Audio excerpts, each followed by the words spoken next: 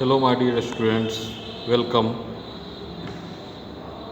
Join the physics class. Now, in this session, we discuss about bending of cyclist. In this session, we discuss about bending of cyclist. When a cyclist goes around a curved path, when a cyclist goes around a curved path, a centripetal force is required to keep to avoid skipping.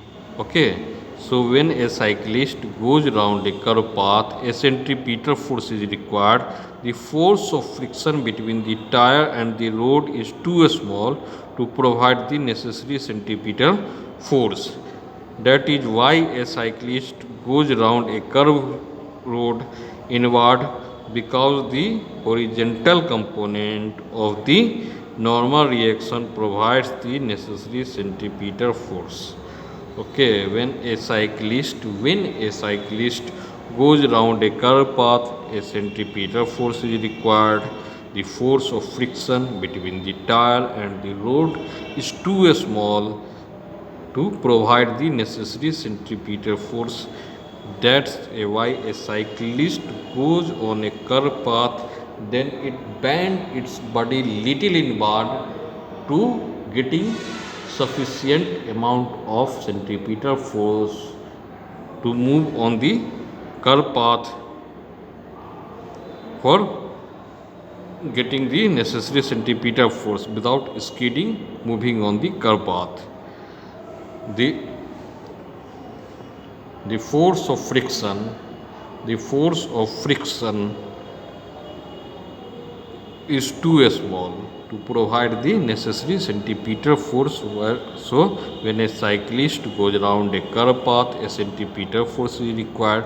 The force of friction is too small between the tires and the road to provide the necessary centripetal force.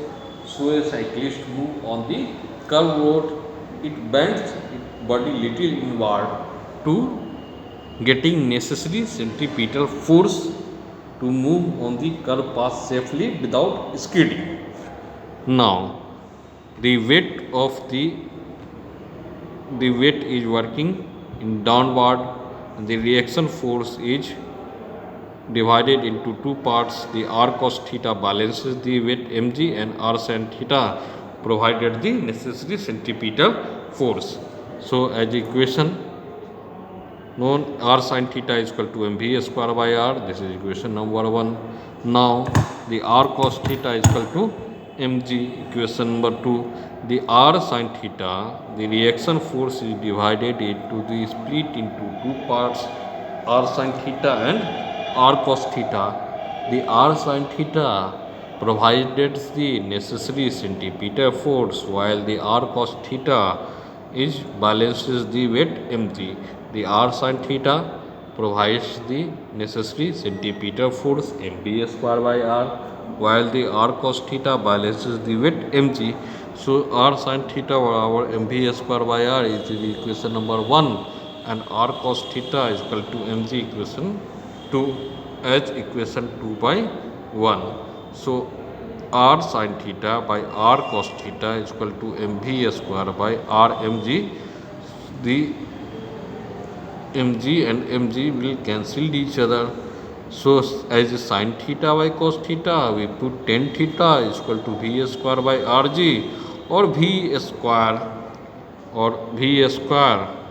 बराबर rg tan theta, as v square is equal to rg sin theta. So as v is equal to root under rg tan theta, it is the velocity in which the cyclist moving on the curved path without skidding. It is the maximum velocity in which the cyclist moving on the curved path without skidding. Okay. A problem is now numerical. The question state a circular racetrack of radius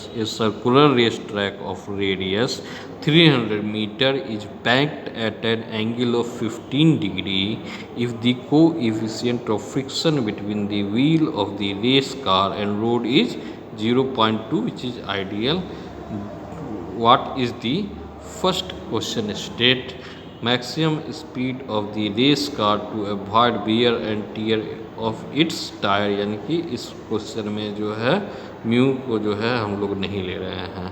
and the second question is maximum permissible speed of the एस्वार्ट sleeping a circular race track of radius 300 metre is banked at an angle of 15 degree if the coefficient of friction between the wheel of the race car and road is 0.2.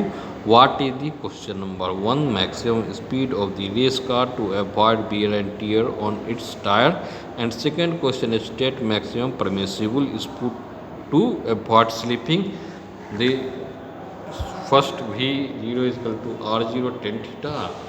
We put the value 300 into 9.8 into 1015 degree. As we know that the value of 1015 degree is 0.2679. So the answer is 28.1 meter per second. And the case of second question, the maximum permissible speed V max is equal to root under Rg mu s plus tan theta 1 minus mu s tan theta. We put the value of R is equal to 300, G का value, and the value of G is 9.8 meter per second square into 0.2 plus 0.2697 H by 1 minus 0.2 into 0.2679. After simplification, we get the result 38.8 meter per second square. Now the value is 300 into 9.8 into 0.2 plus 0.2697 by 1 minus 0.2 into 0.2679, and the answer is 38.1 meter per second square. Now in the next session we start the unit 4 work, power and energy. Till then, goodbye, have a nice day.